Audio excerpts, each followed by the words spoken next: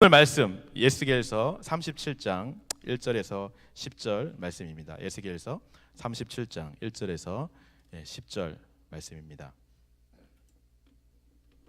자, 우리 한 목소리로 같이 읽도록 하겠습니다. 함께 읽겠습니다. 시작. 여호와께서 권능으로 내게 임재하시고 그의 영으로 나를 데리고 가서 골짜기 가운데 두셨는데 거기 뼈가 가득하더라. 나를 그 뼈 사방으로 지나가게 하시기로 본즉 그 골짜기 지면에 뼈가 심이 많고 아주 말랐더라.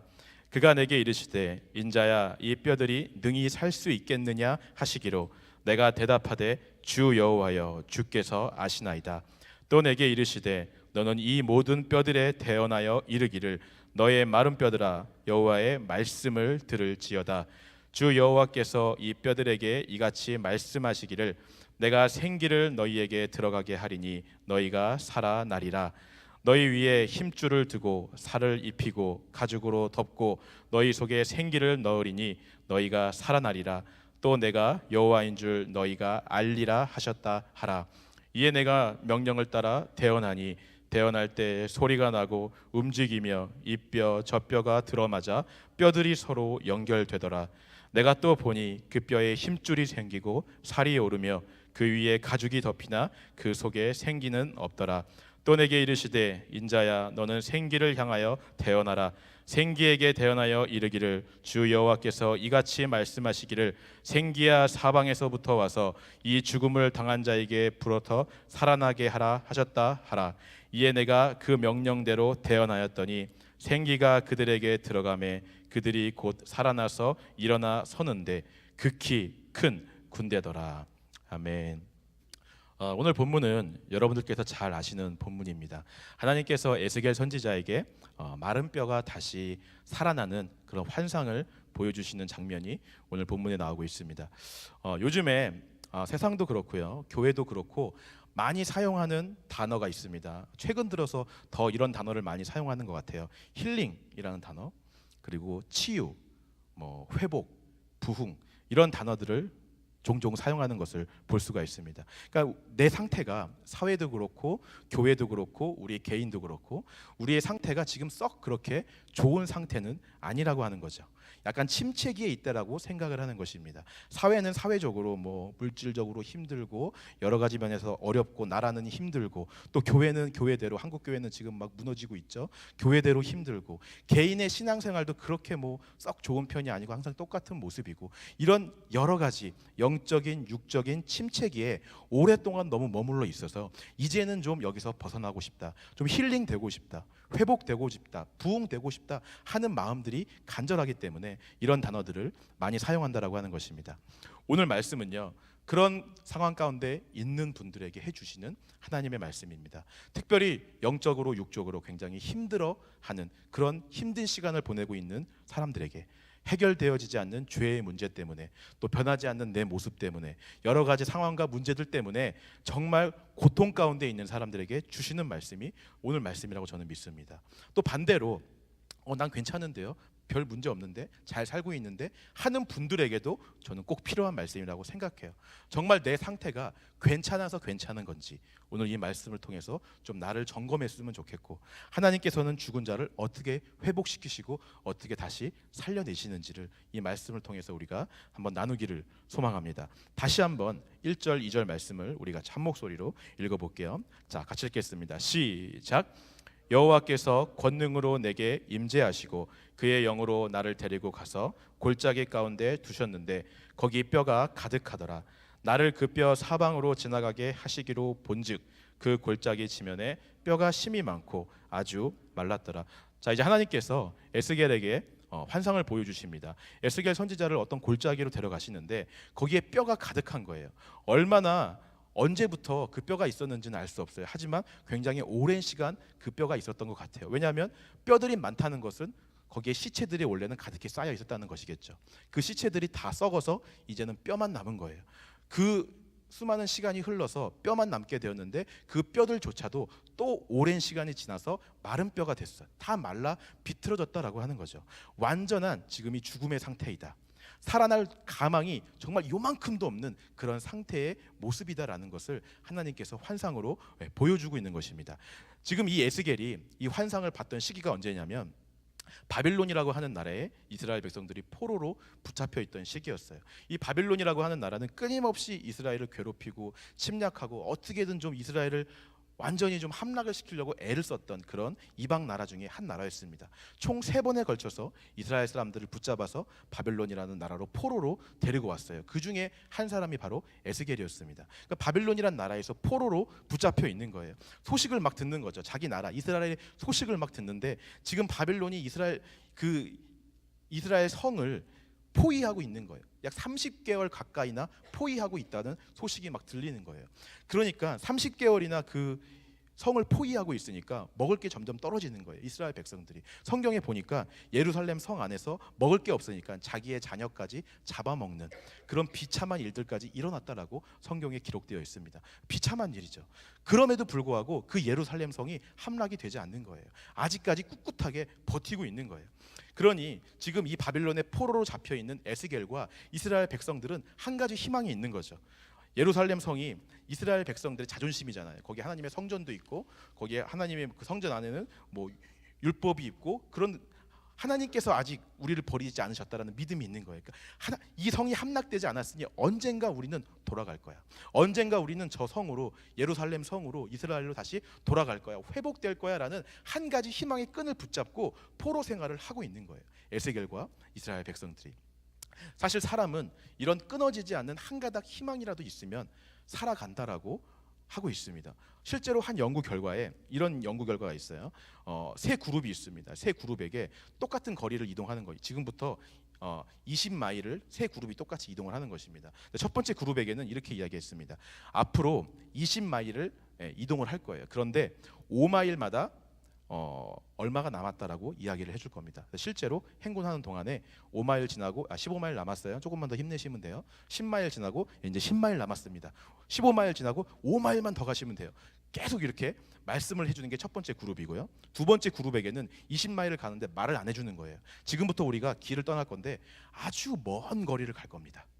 얼마나 갈지 몰라요. 아주 먼 거리를 갈 거예요. 이렇게 얘기를 했어요. 그리고 세 번째 그룹에게는 지금부터 우리가 딱 15마일만 갈 겁니다. 15마일만. 그러다가 15마일쯤 왔을 때 미안 5마일 더 가야 돼. 20마일 갑시다 라고 얘기를 한 거예요. 자, 이 세 그룹 중에 어떤 그룹이 스트레스를 제일 많이 받았을까? 이 연구 결과에서 어떤 그룹이 스트레스를 제일 많이 받았을까요? 뭐라고요? 두 번째? 세 번째? 첫 번째? 네, 두 번째 그룹이 스트레스를 제일 많이 받았어요. 얼마나 가야 되는지 모르고 얼마나 가야 끝이 나는지를 모르고 그러니까 희망이 없는 그룹이 가장 많은 스트레스를 받았고요. 매 순간마다 얼마 남았다, 여기까지 왔다, 조금만 더 가면 된다, 20마일 거의 다 왔다 이렇게 얘기해준 첫 번째 그룹이 스트레스가 제일 적었어요. 사람은 눈에 보이는 목표가 있으면 어떤 희망의 끈이 있으면 포기하지 않고 잘 살아간다라고 하는 거예요. 근데 그 희망이 보이지 않을 때는 완전한 절망, 완전한 포기 상태에 이른다라고 하는 거죠. 지금 이스라엘 백성들에게 예루살렘 성이 바로 그 희망인 거예요. 목표예요. 다시 돌아갈 곳. 하나님이 계시는 그 성전. 거기가 우리의 유일한 희망이고 소망이다라고 붙잡고 그 끈을 놓지 않고 하루하루를 포로 생활을 견디고 있는 거예요. 자, 그런데 오늘 본문 37장이 쓰여진 그 시기에 한 가지 소식이 딱 들려오는 거야. 결국 그 바빌론에 의해서 예루살렘 성이 결국은 함락이 되었다라는 소문을 들은 거예요. 성이 무너지고 마을은 불에 타고 성전은 파괴되고 사람들은 모두 다 죽임을 당하는 나라가 이제 없어진 거예요. 예루살렘 성은 무너지고 이스라엘이라는 나라가 완전히 지도에서 사라지는 그 일들이 일어난 거예요. 돌아갈 곳이 없게 된 거예요. 한 가지 마지막 붙잡고 있던 희망의 끈마저 이스라엘 백성들이 끊어진 것입니다. 완전한 절망에 빠지게 되는 거예요. 그 소식을 접하고 절망과 비통에 빠져 있는 에스겔에게 오늘 37장 하나님께서 환상을 보여주시는 것입니다. 그대로 보여주시는 거예요. 이 마른 뼈 환상을 통해서 야, 지금 이 모습이 너의 이스라엘의 모습이다. 완전한 죽음, 완전한 절망, 살아날 소망이 없는 상태. 이미 시체들은 다 썩고 뼈만 남았는데 그 뼈마저도 다 말라 비틀어져서 어떻게든 다시 살아날 수 없는 완전한 절망의 상태, 죽음의 상태가 바로 너희 이스라엘의 모습이다 라는 것을 환상을 통해서 지금 보여주고 있는 장면인 것입니다. 오늘 우리에게도 한번 이 말씀을 적용해 보기 원해요.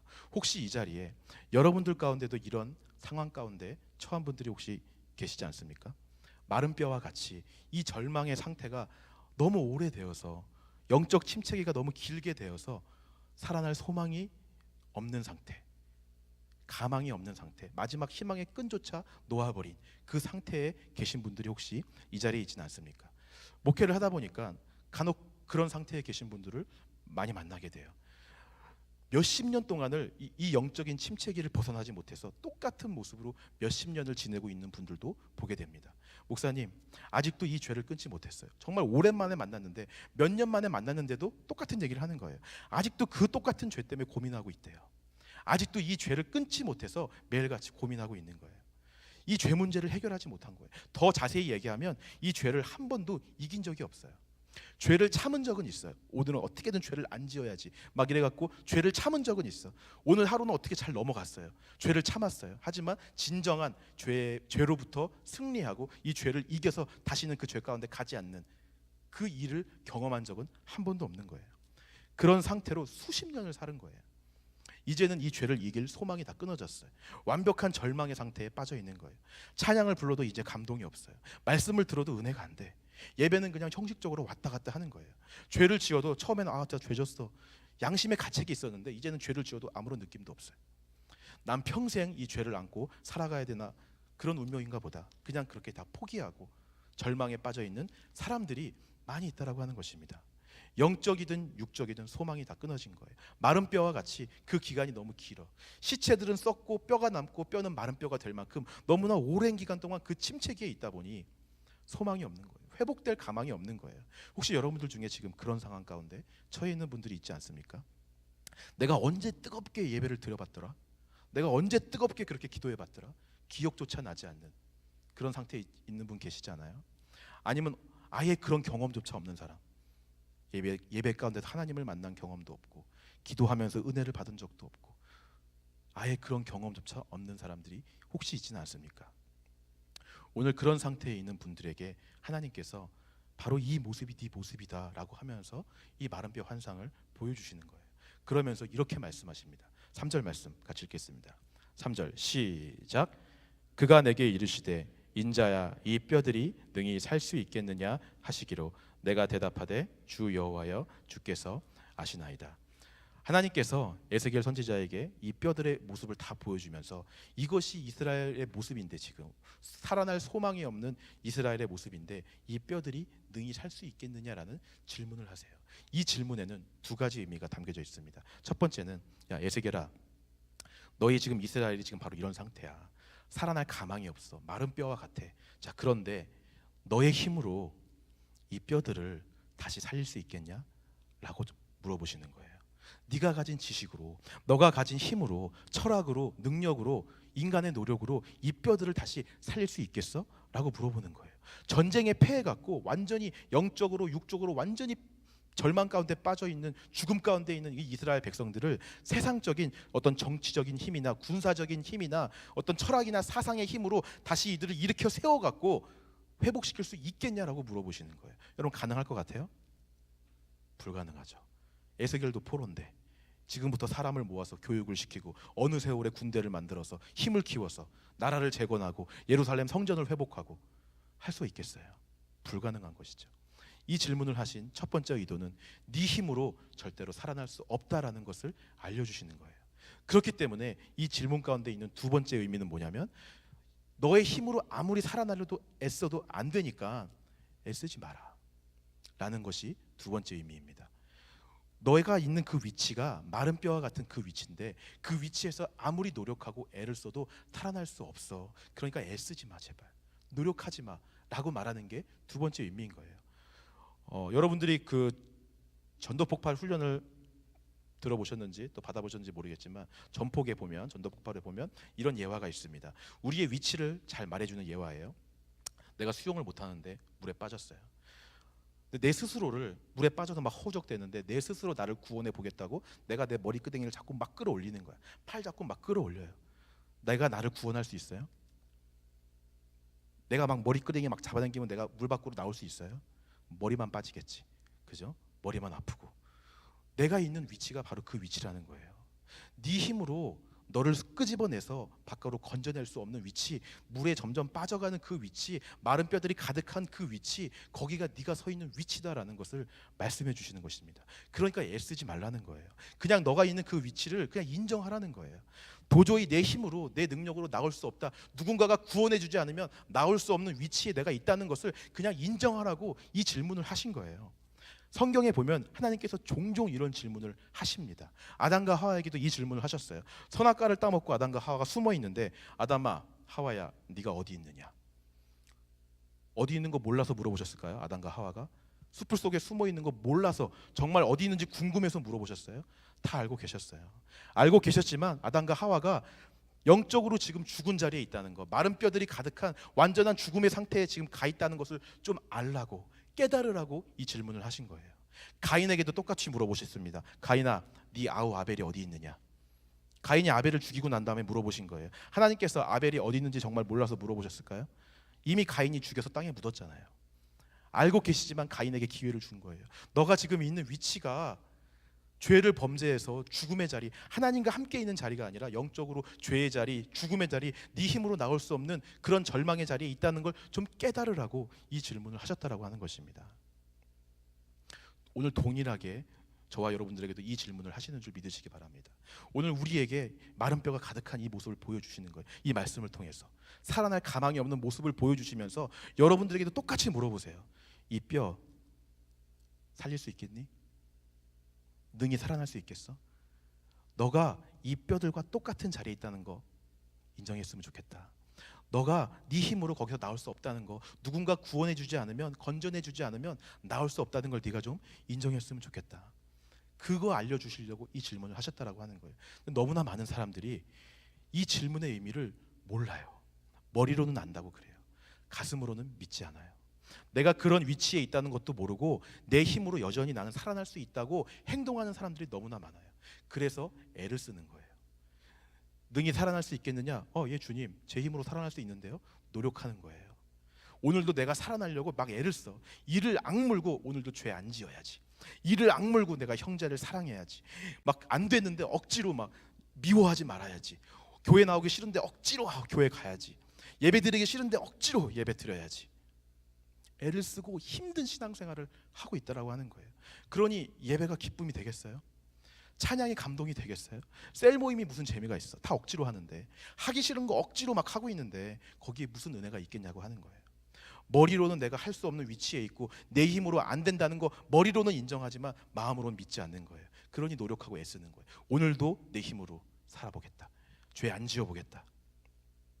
정말 이 중심 가운데서 내가 내 힘으로 나올 수 없는 위치에 있고 내 힘으로는 나를 건져낼 수 없다는 걸 깨달은 사람은 오늘 이렇게 대답합니다. 우리 3절 후반절 에스겔이 뭐라고 대답하는지 한번 볼까요? 제가 읽겠습니다. 그가 내게 이르시되 인자야 이 뼈들이 능히 살 수 있겠느냐 하시기로 에스겔이 이렇게 대답하죠. 내가 대답하되 주 여호와여 주께서 아시나이다.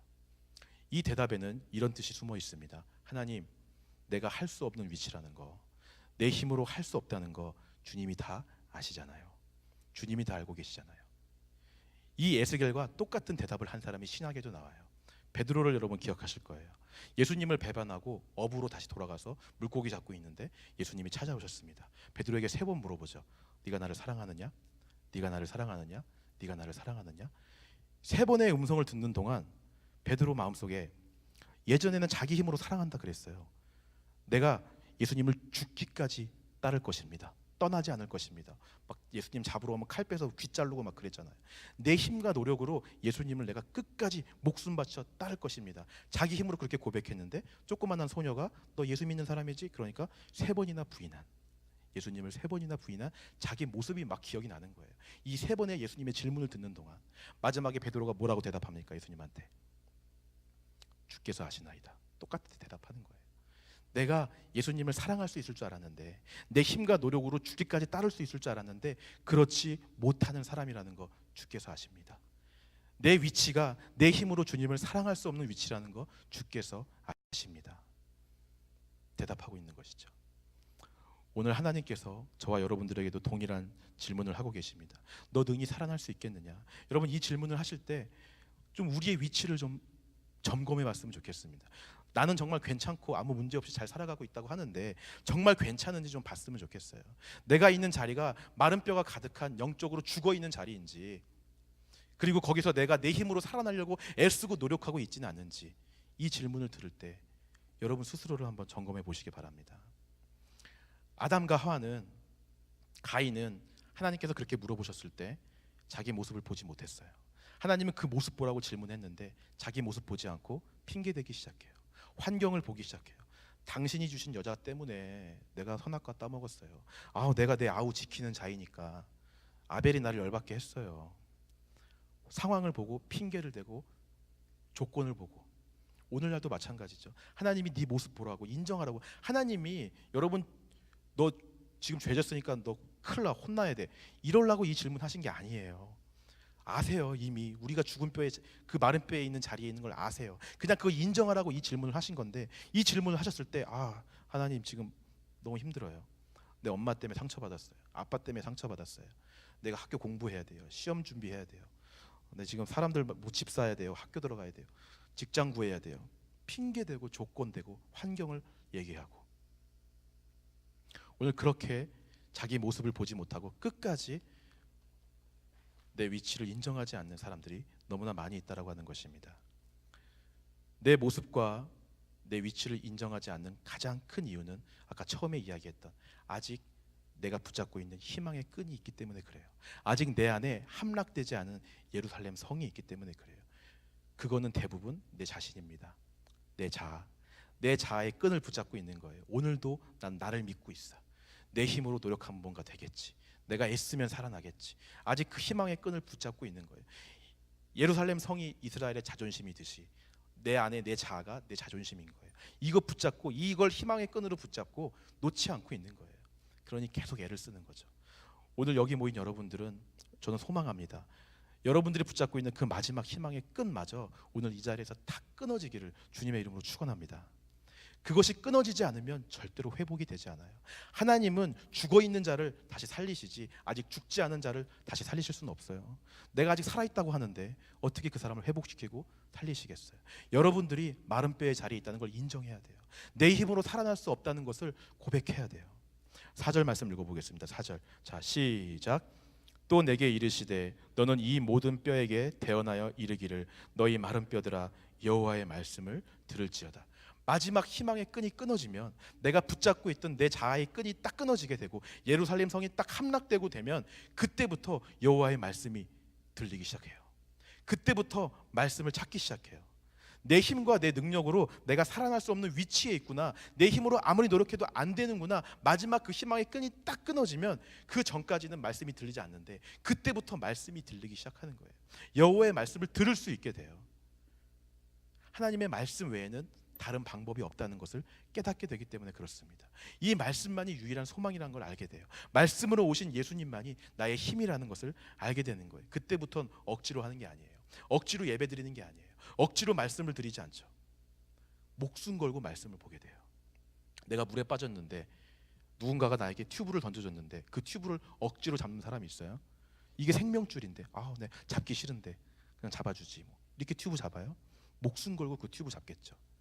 내가 정말 죽음에 빠져서 지금 마른 뼈 같은 모습으로 죽음을 향해 달려가고 있다는 걸 인정하고 깨달은 사람은 말씀을 목숨 걸고 붙잡아요.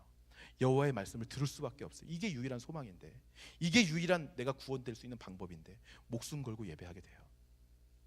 이제 이 말씀이 들리기 시작하면 그때부터 우리에게 회복이 시작되는 것입니다. 7절에서 10절 말씀 같이 읽겠습니다. 7절 10절 같이 읽겠습니다. 시작. 이에 내가 명령을 따라 대언하니 대언할 때 소리가 나고 움직이며 이 뼈 저 뼈가 들어맞아 뼈들이 서로 연결되더라. 내가 또 보니 그 뼈에 힘줄이 생기고 살이 오르며 그 위에 가죽이 덮이나 그 속에 생기는 없더라. 또 내게 이르시되 인자야 너는 생기를 향하여 대언하라. 생기에게 대언하여 이르기를 주 여호와께서 이같이 말씀하시기를 생기야 사방에서부터 와서 이 죽음을 당한 자에게 불어서 살아나게 하라 하셨다 하라. 이에 내가 그 명령대로 대언하였더니 생기가 그들에게 들어가매 그들이 곧 살아나서 일어나 서는데 그 키 큰 군대더라. 말씀이 들리기 시작하면요, 이 말씀이 이제 이 안에 들어와 작업을 하기 시작합니다. 내 영과 혼과 골수를 막 다 쪼개는 거예요. 이 말씀이 들리기 시작하면, 말씀이 들어와서 나를 산산조각내요. 막 부서뜨리고 하나님 앞에 나를 끌고 가서 있는 그대로 나를 다 발가 벗기는 거예요. 말씀이 그렇게 나를 다 발가 벗기기 시작하면 이제 오늘 말씀처럼 뼈가 죽어있던 뼈와 뼈가 연결되는 일들이 막 일어나요. 해결되지 않을 것 같은 그 죽음에 있던 문제들이 마치 조각이 맞듯이 연결이 돼서 살아나요. 힘줄이 막 생겨요.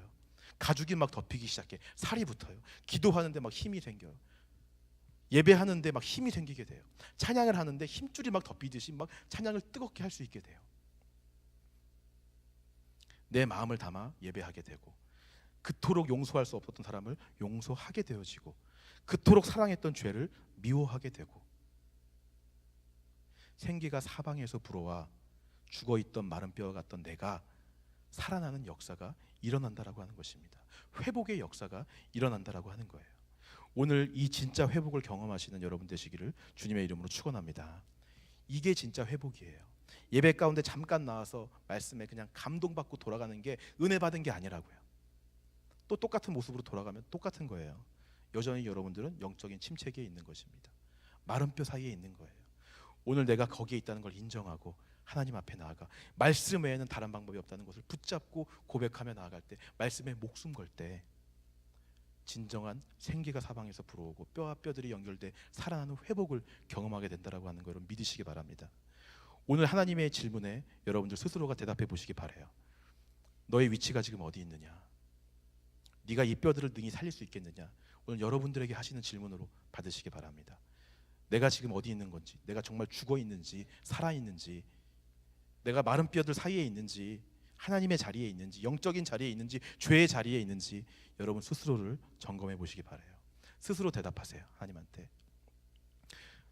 아직까지 붙잡고 놓지 않는 희망의 끈, 예루살렘 성, 함락되지 않은 내 마음속에 그 무엇인가가 있다면 그것도 끊어지게 해달라고 기도하시는 여러분들에게 소망합니다.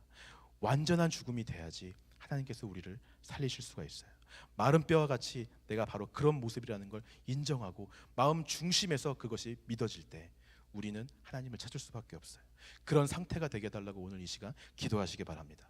그래야 말씀이 들리고 말씀이 내 안에 들어와 생기가 사방에 불어오고 회복되어지는 역사가 일어날 줄 믿습니다.